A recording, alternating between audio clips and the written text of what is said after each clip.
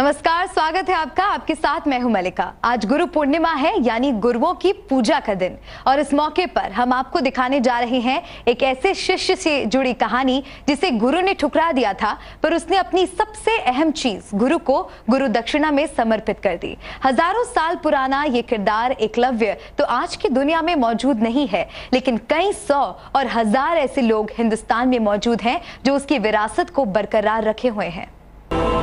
एक ऐसे शख्स की दास्तान जिसने गुरु को अर्पित कर दिया अपने हुनर को धार देने वाला सबसे बड़ा औजार, और कायम कर दी गुरु शिष्य के रिश्ते में एक अनोखी मिसाल। आज दुनिया में नहीं है वो एकलव्य, लेकिन हिंदुस्तान में आज भी मौजूद हैं। एक नहीं, 1000 एकलव्य। देश पर हम आपको दिखाएंगे आज के उन गुमनाम एकलव्यों की कहानी। दिखाएंगे आपको विचित्र किंतु सत्य एकलव्यों की अजब परंपरा। तो हम आपको दिखाने जा रहे हैं देश में एक नहीं 1000 एकलव्य मौजूद हैं, वो भी मध्य प्रदेश के एक जिले में। एकलव्य तो महाभारत काल के योद्धा थे, द्वापर युग में धरती पर पैदा हुए थे, लेकिन कलयुग में धरती पर 1000 एकलव्य किस तरह पैदा हो गए और ये क्या कर रहे हैं, चलिए आपको दिखाते हैं।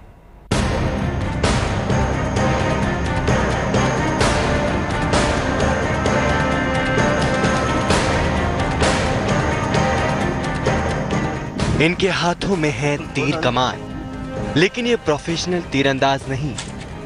इनका निशाना होता है अचूक, लेकिन तीरंदाजी के खेल में इनकी कोई पहचान नहीं।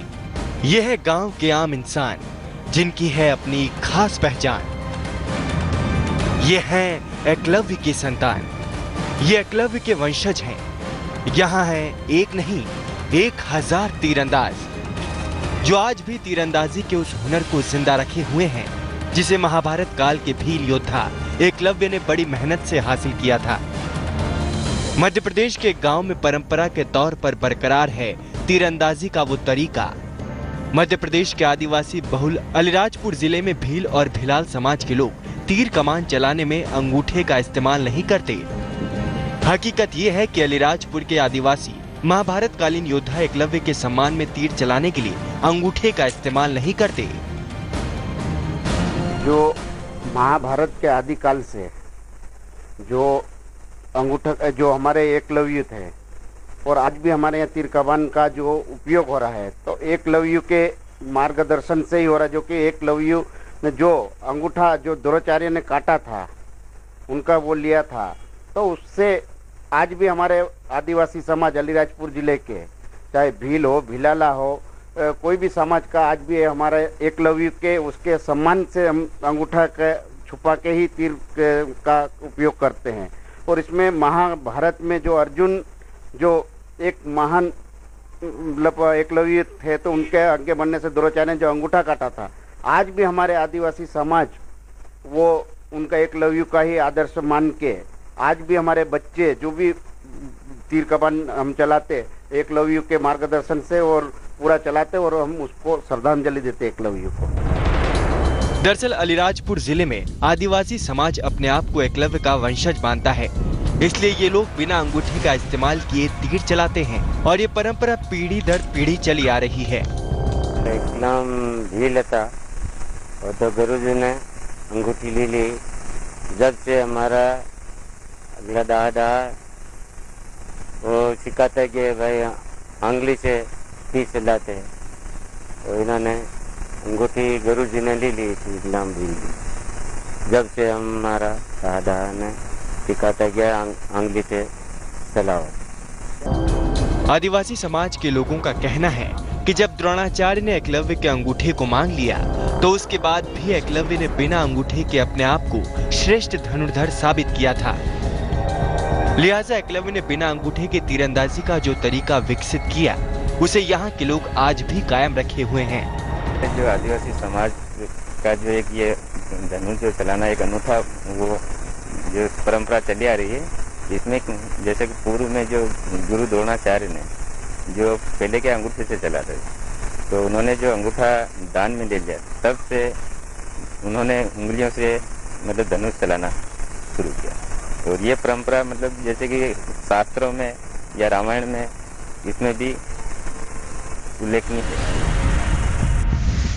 आपको ये भी बता दें कि अलीराजपुर के आदिवासी समाज के लोगों ने न सिर्फ नाम के लिए अंगूठे के इस्तेमाल के बिना तीर चलाने की परंपरा जारी नहीं रखी, बल्कि ये लोग इस तरीके से तीर चलाने में इतने माहिर हैं कि इनका निशाना बिल्कुल सटीक होता है। और यही वजह है कि कई बार आपसी झगड़ों और विवाद के बाद इनके तीर कमान अपराध में इस्तेमाल होने वाले हथियार भी बन जाते हैं।